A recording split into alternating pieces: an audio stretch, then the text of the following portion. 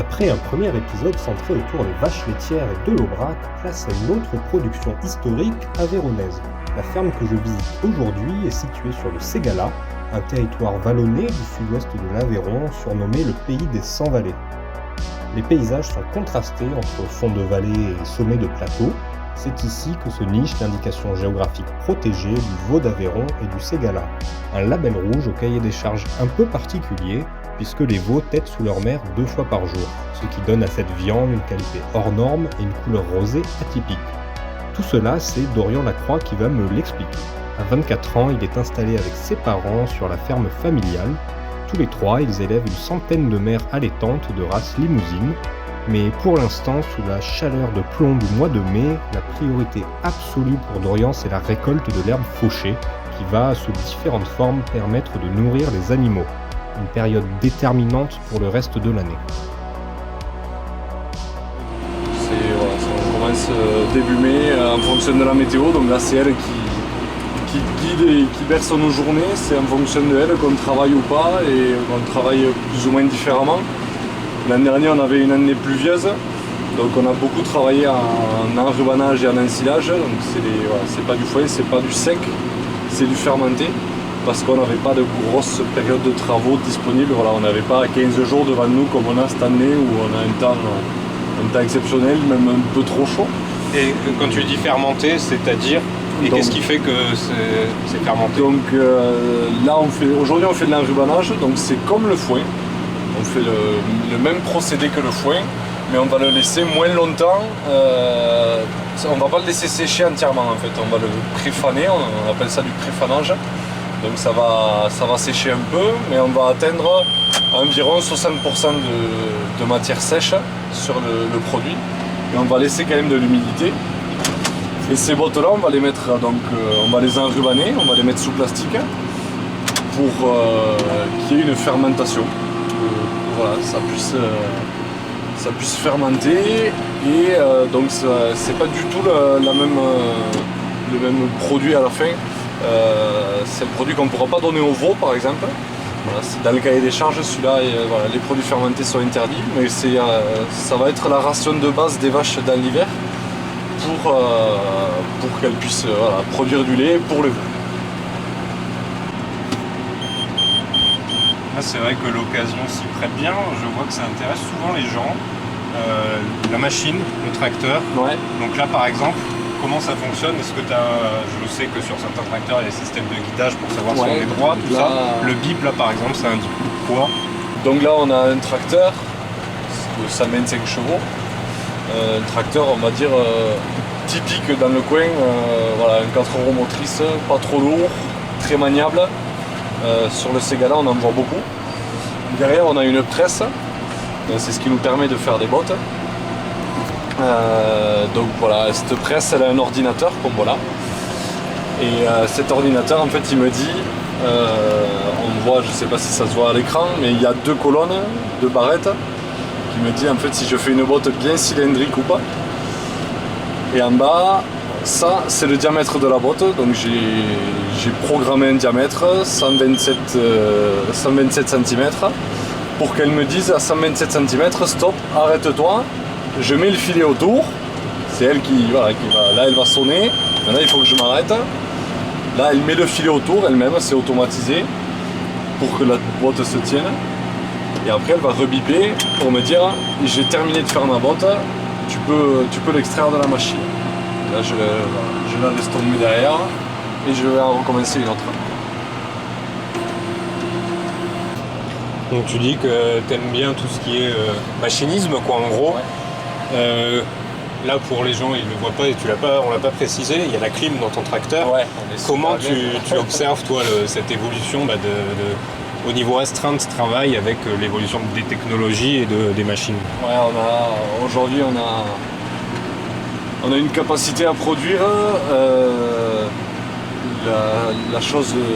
La première chose qui nous a aidé à produire plus, il y a 40 ans de ça, c'est l'évolution de l'agriculture elle est passée par le machinisme et par les techniques.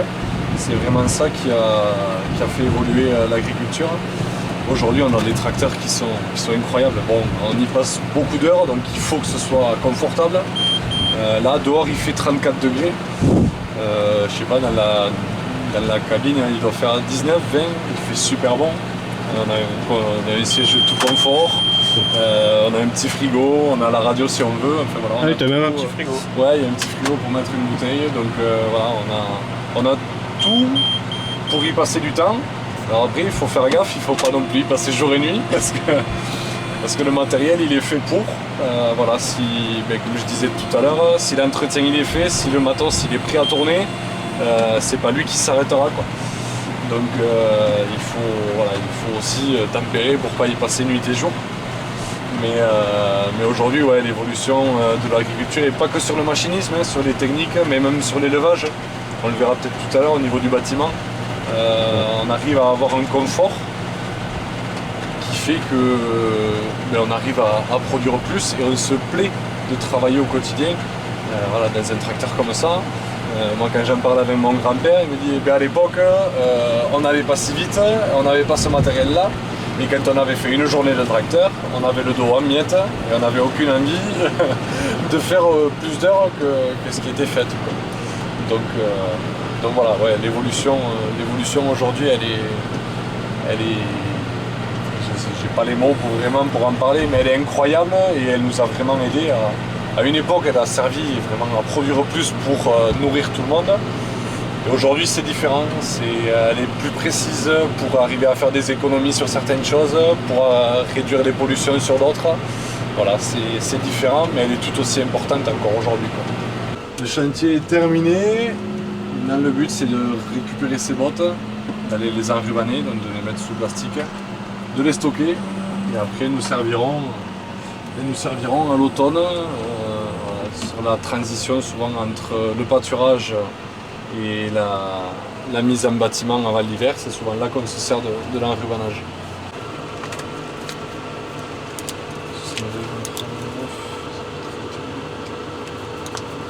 Là, tu notes quoi? Donc là, je note le nombre de bottes que je viens de faire dans le champ, histoire que à la fin de la campagne, donc on fasse un récap de tous les stocks qu'on a pour mettre des rations en place et être sûr que voilà, qu'il ne nous manque rien ou qu'on n'utilise pas trop un type de fourrage et qu'il nous manque à la fin de l'hiver. Voilà, pour être sûr, pour avoir un suivi et même voilà, au niveau du nombre de bottes, toutes les 100 bottes, on essaye de faire l'entretien de la machine derrière, de la souffler, de la graisser, donc ça nous permet de suivre, donc il y a un compteur sur l'ordi et de noter, voilà, ça nous permet de suivre pour être sûr de ne pas louper un entretien et d'avoir une machine qui marche toujours impeccable. Le travail dans le champ étant terminé pour aujourd'hui, Dorian me guide jusqu'à la ferme située à quelques centaines de mètres. C'est bien la première fois que je ne cherche pas à doubler un tracteur sur la route, alors je profite du trajet.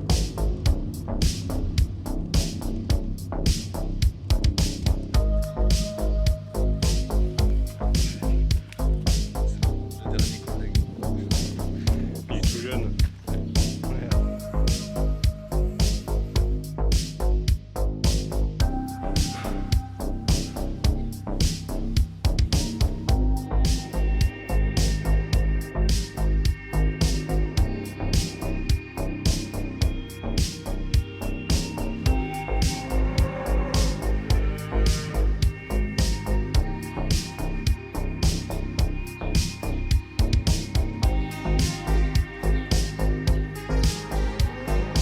La centaine de vaches et les veaux sont logés ici.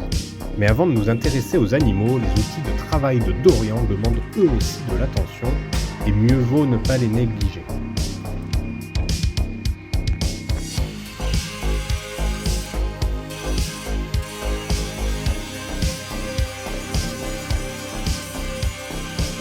Ça, c'est des couteaux, donc on met en travers pour pouvoir hacher un peu le fourrage qu'on rentre.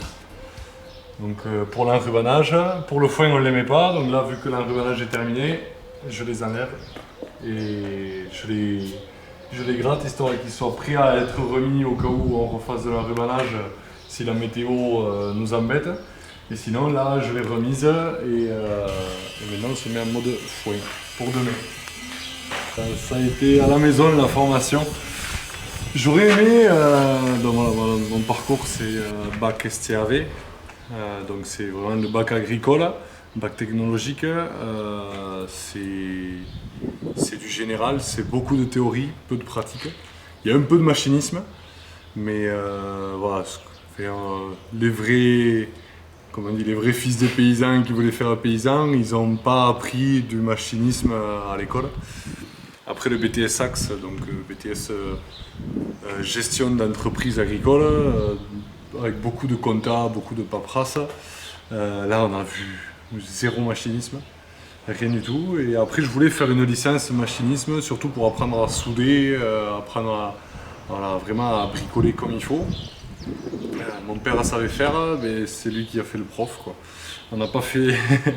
Je suis pas parti en licence. Une fois le BTS terminé, je me suis installé. Et voilà. Et donc l'apprentissage il s'est fait ici. Et beaucoup aujourd'hui avec les réseaux, avec la presse agricole qu'on a, on apprend beaucoup de choses. Et voilà, et c'est comme ça sur le tas que je me suis formé. Et puis bon, voilà. Et à force de bidouiller, de mettre les mains dans le cambouis, comme on dit, qu'on apprend, quoi. Et voilà, et au bout de 2 ou 3 ans, le parc machine, tout le monde l'entretient, mais c'est souvent moi qui m'y colle quand même. Voilà, pour la petite bricole, comme pour de la grosse, c'est moi qui m'y colle. Voilà, c'est mon domaine à moi. Voilà, mon père c'est plus l'élevage, ma mère c'est plus le bureau, la compta, le suivi papier. Et moi c'est un peu de tout. Et le domaine machine, il est pour moi, quoi. Voilà. Toi, pour les gens, ils comprennent là en t'écoutant, tu as baigné depuis toujours dans ce milieu-là. Et la question, c'est ce que tu me disais, il me semble, ne s'est jamais vraiment posée. Est-ce que je fais agriculteur? Est-ce que je reprends la suite? Autre chose, non, ben moi depuis que je marche, quoi, on me prend sur un tracteur et on me montre des vaches. Et ouais, alors est-ce que j'avais la passion dans les veines, du coup ça l'a développé, ou est-ce qu'elle est venue comme ça, j'en sais rien, moi j'ai tout le temps baigné dedans. Et c'est vrai que ça a toujours été ma voie de prédilection, et ça, il n'y en a jamais eu une autre, quoi. Sinon après j'aurais fait un métier par défaut, et pas par passion. Et là aujourd'hui je fais un métier par passion, et on se rend compte qu'on travaille, mais on ne se rend pas compte. Quand on parle avec d'autres, ils nous disent le métier d'agriculteur, franchement, je suis à pour si on fait des heures sans compter. C'est un métier qui est compliqué. Ouais, il y a des jours où on s'en rend compte, mais il y a des jours où nous on ne s'en rend pas compte parce qu'on y est habitué et puis parce que c'est une passion, qu'on sait pourquoi on se lève. Et voilà, et travailler avec du vivant en plus, c'est quelque chose qui est compliqué, qui demande un peu de labeur, mais on ne s'en rend pas compte. Quand on est passionné par ça, on ne s'en rend vraiment pas compte, et c'est ce qui fait qu'on devient éleveur. Voilà.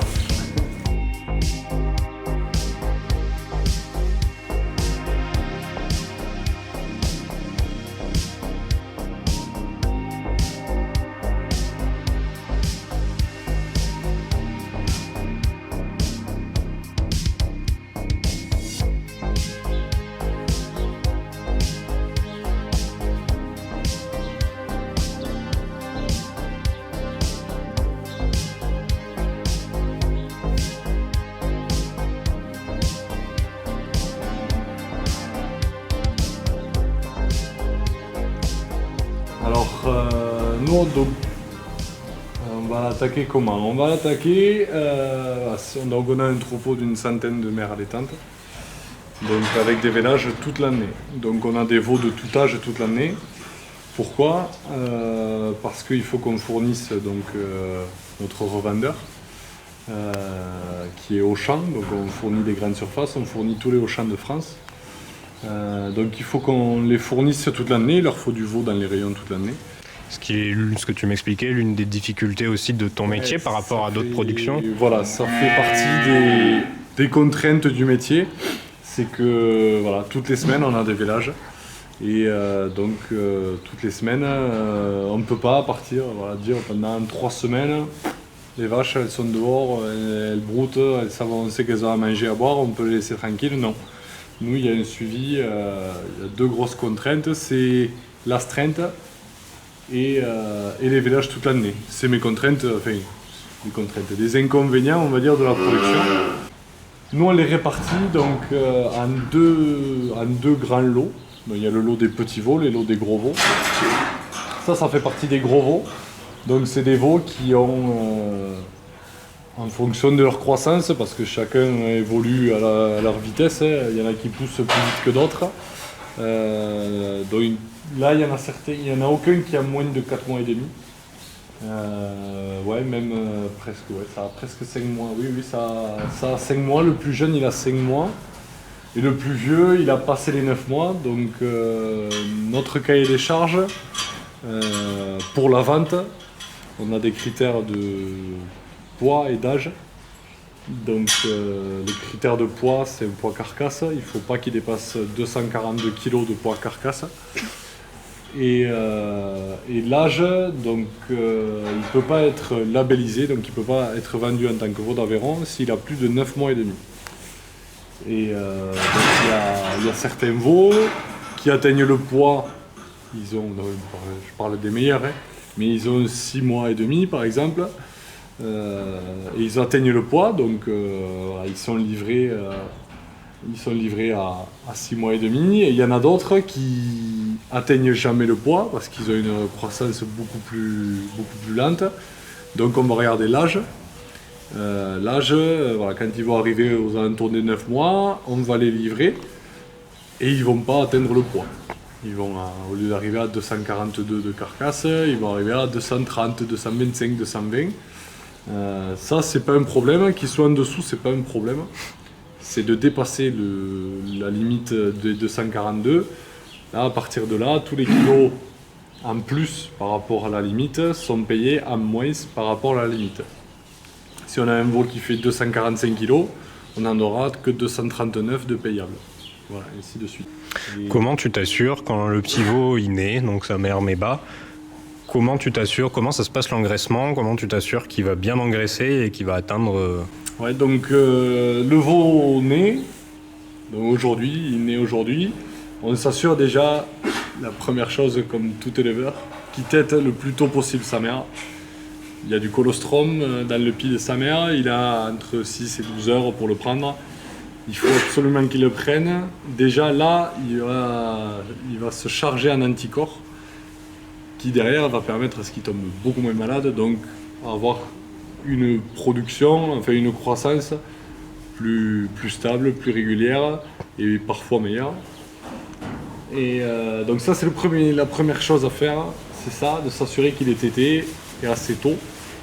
Et ensuite, le premier mois, on ne va pas l'embêter. On va le médailler pour pouvoir le déclarer, mais le premier mois, on va le laisser tranquille avec sa mère. Il ne va pas avoir un rythme énorme, il va être presque collé de sa mère. Et par curiosité, il va venir un peu piocher dans le foin qu'il aura à disposition, ou dehors, il va brouter un peu d'herbe, mais pas plus. Après, au bout d'un mois, le cahier des charges nous oblige à le rentrer en bâtiment et le faire téter 2 fois par jour. Donc nous, pour que la transition ne soit pas trop méchante pour lui, de passer à, je sais pas, à une tétée toutes les 5 heures, à passer à 2 tétées par jour, ça pourrait, voilà, la transition pourrait être un peu dérangeante pour lui. Donc nous, on commence à le mettre en box, et il a accès à un box avec de la farine et du foin. Donc il y va quand il veut. Et de lui-même, en fait, il y va. Même si on ne lui met pas dans le box, si on ne l'enferme pas, il y va de lui-même, il va se séparer de sa mère, comme n'importe quel petit, quel bébé, même nous enfants. Hein. On tétait nos mères 3 fois par jour, puis 10 fois, puis 3 fois, puis on a arrêté. Et là, c'est pareil. Et là, il va prendre le rythme de téter matin et soir, et d'avoir accès à du foin et à de la farine. Et c'est à partir de là qu'il rentre vraiment en croissance.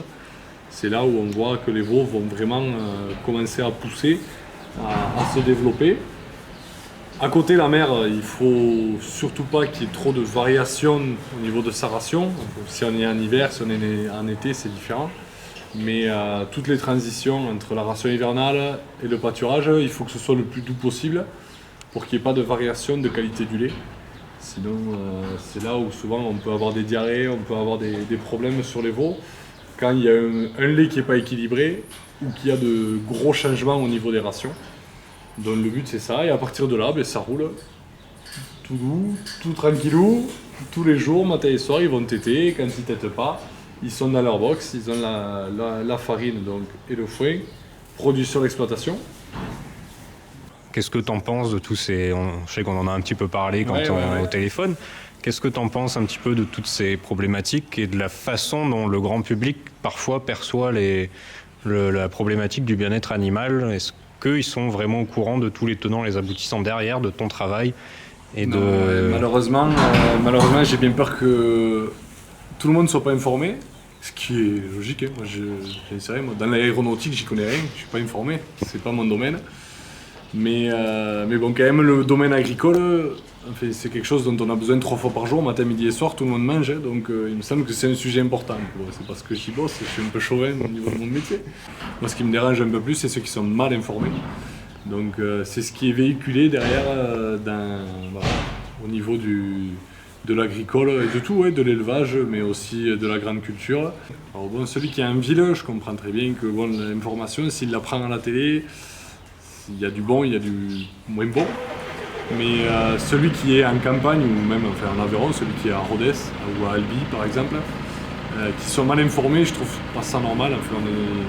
Il y a juste besoin d'aller voir le voisin, quoi. On est juste à côté et on n'est pas méchant, hein. On communiquera facilement pour montrer ce qu'on fait. Moi, tous les matins, je me lève pour mes animaux. Si j'avais prévu de mal faire la chose, je ne m'amuserais pas à me lever tous les matins et à m'investir comme ça au niveau de mon boulot. Il y a des gens qui sont venus visiter nos fermes et ils ont retenu que ça. Ils ont retenu le fait qu'ils têtent que 2 fois par jour leur mère, ils ne sont pas en permanence avec. Et ils restent à l'intérieur, ils ne peuvent pas profiter de l'extérieur. C'est vrai que c'est des limites qui sont discutables, hein, mais c'est un cahier des charges et pour avoir la production et cette viande-là, il faut ça. Mais voilà, avoir du débat, des idées différentes, il n'y a pas de souci, mais de la mauvaise information et surtout de production. Hein. Moi, ouais, ça me dérange beaucoup et les médias ne nous aident pas du tout. C'est fou comme, voilà, quand on allume la télé, dès qu'on parle d'agriculture, comme on disait la dernière fois, quand on parle des cultures, la première chose qu'on voit, c'est un tracteur avec un pulvé. C'est un pulvérisateur et quelqu'un qui pulvérise. On ne sait pas ce qu'il pulvérise. S'il le fait, c'est voilà, c'est mon point de vue d'agriculteur, s'il le fait, c'est qu'il en a besoin, il protège sa culture. Il va éliminer soit les mauvaises herbes, soit la protéger contre une attaque de fungi, de fusariose, je sais pas, on va pas parler trop de techniques, mais on va montrer ça, on va montrer ce pulvé là. C'est l'image quand on parle d'agriculture avec un consommateur lambda. Si on parle de culture, il va parler du pulvé, et si on parle d'élevage, c'est rare qu'on montre, je sais pas, un troupeau de vaches qui pâturent tranquillement dans leur prairie. On va souvent montrer des cochons, du porc dans son bâtiment en hors-sol. Alors oui, on peut discuter, est-ce que c'est bien, est-ce que c'est pas bien, mais le média ne nous aide pas du tout, quoi. Il montre toujours la facette un peu qui est critiquable, quoi, et pas ce qui va pleinement bien. Faut voyager un peu, moi j'ai pas pris le temps de voyager un peu, vous voyez l'agriculture qui se fait dans d'autres pays. On est à des années-lumière en avance par rapport à d'autres, ou en retard, je sais pas comment il faut le voir, mais voilà, une ferme moyenne de 60 hectares, il n'y a qu'en France. Aller dans d'autres pays, c'est des fermes beaucoup plus grosses, beaucoup plus intensives. Est-ce qu'il faudrait un électrochoc? Parce que moi j'avais trouvé, c'est ce que tu m'avais dit, qui était très cash, mais à la fois c'est peut-être aussi ce qu'il faut. Là on est dans une période où il y a une guerre en Ukraine, il y a les prix qui sont en train de flamber pour vous, mais aussi pour les prix des matières premières, les prix des aliments, le prix de la viande, ça monte aussi. Les consommateurs sont en train de se dire notre pouvoir d'achat, notre caddie, il est en train de grimper en flèche. Est-ce qu'au bout d'un moment, c'est ce que tu avais laissé entendre, c'est aussi par un peu de privation et se dire il y a de moins en moins d'éleveurs, les prix sont de plus en plus élevés, la situation devient un peu merdique. Ouais. Est-ce que quand les gens auront moins à manger, peut-être ils se poseront moins de de fausses questions sur votre métier, sur ce que vous faites, sur si on doit faire ci, si on doit faire ça. C'est sûr et certain, ouais, j'ai un avis un peu tranché sur beaucoup de domaines, mais sur celui-là en particulier, c'est que les gens n'ont pas faim aujourd'hui. Les gens ne connaissent pas la faim et nos anciens l'ont ont connu la guerre, ont connu la faim. Et nous non, enfin moi je pense qu'on est une des premières générations où on est né, depuis qu'on est né il n'y a pas de guerre. Là il y en a une qui démarre, c'est tragique.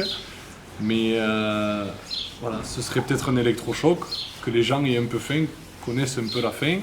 Les gens voilà, sont, comme on dit chez nous, les gens sont sadoules, et ils sont sadoules de tout.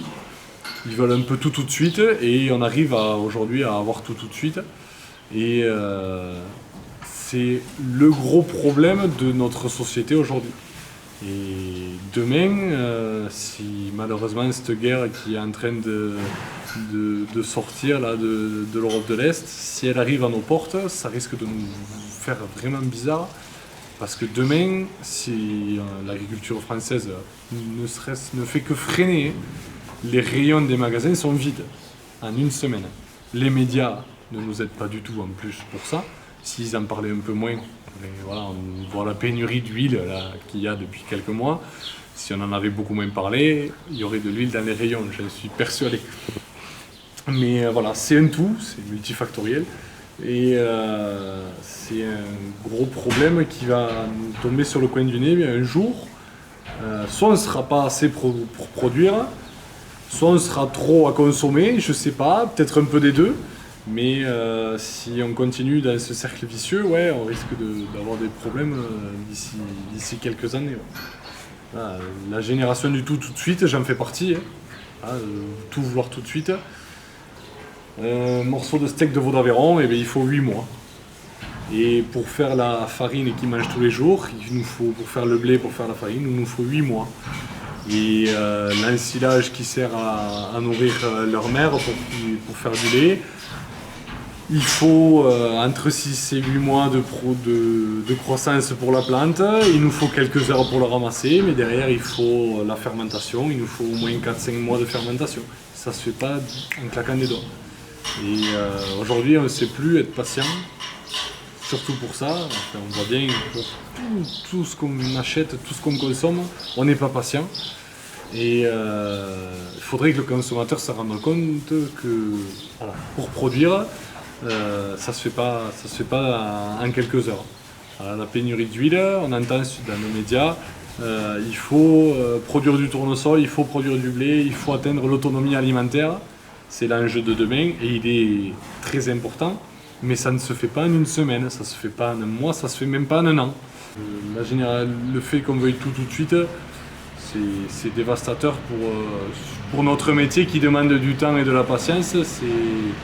C'est l'opposé de ce qu'attend le consommateur. Et un jour, ça va tilter, quoi, ça va clasher, c'est sûr. Les deux plateaux sont attelés aux autres acteurs.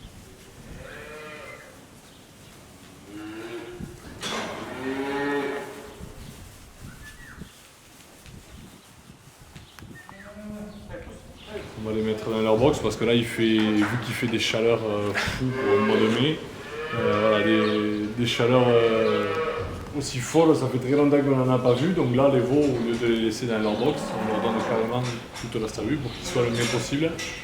Comme je disais tout à l'heure, le bien-être animal, on y pense un peu tous les jours. Et là, ça en fait partie, plutôt que de les laisser. Ils ne sont pas vraiment serrés dans leur box. Mais avec des chaleurs comme ça, des plus de 30 degrés, le but c'est qu'ils aient le maximum de place pour qu'ils soient le mieux possible. Là, on va les re-rentrer dans leur box et on va faire venir les mères pour mettre à téter tout le monde.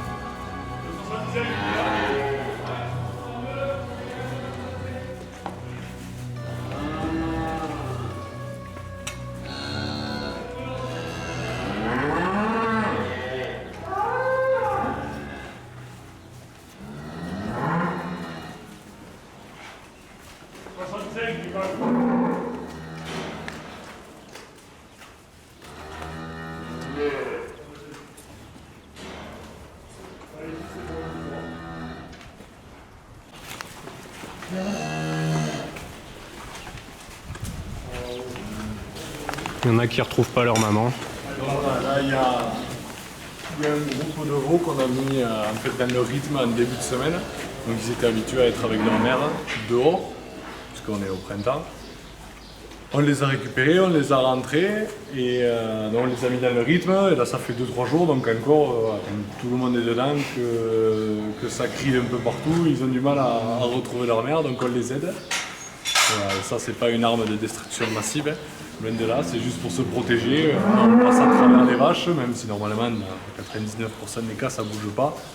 Des fois on peut en surprendre une par là, donc plutôt que de se faire mal, on préfère avoir ça. Des fois ça permet de pousser le veau ou de repousser un peu la vache avant qu'elle nous charge, quoi. Donc voilà, et là tout le monde est en place, ça fait beaucoup moins de bruit de suite.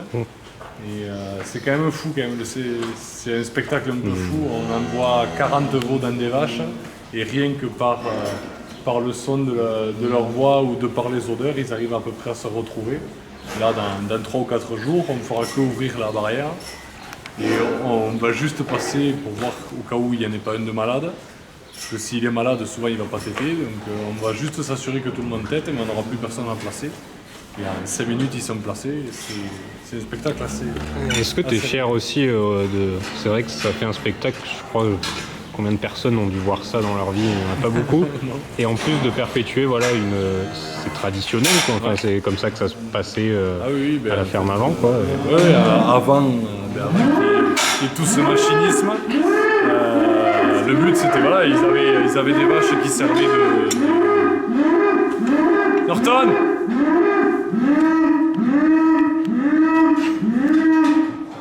Voilà. C'est bon, t'as fini?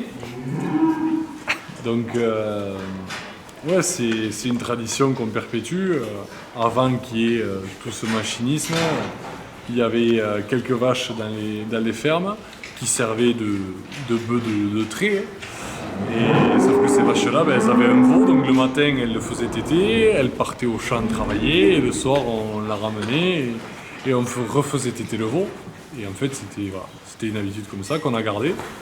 Et aujourd'hui on fait pareil, sauf que la vache elle n'a plus à travailler, elle a juste à aller dans les prés, pâturer et ruminer, quoi. Elle n'a pas du tout le même train de vie. Mais ouais, d'un côté c'est une fierté.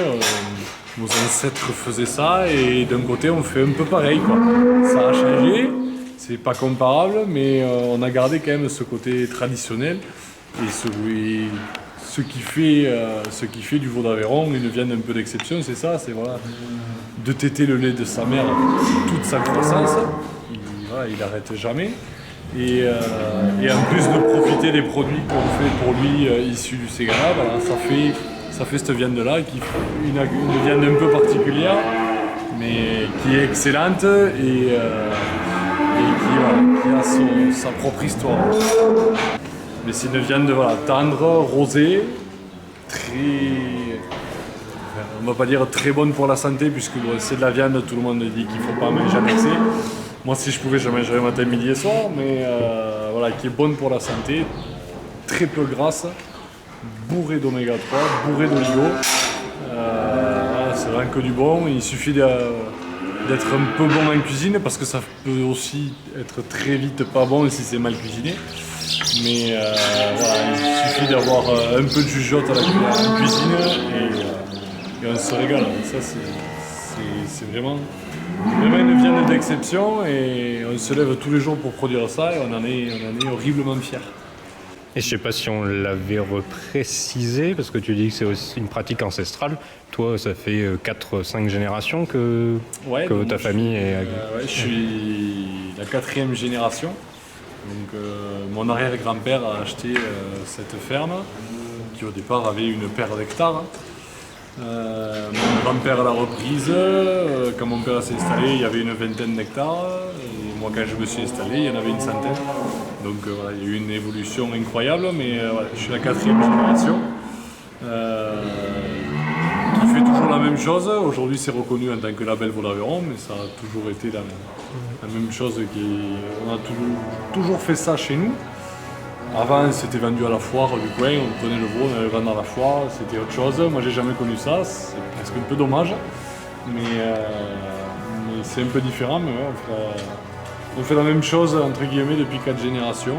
Cette année, on fête les 100 ans de l'exploitation.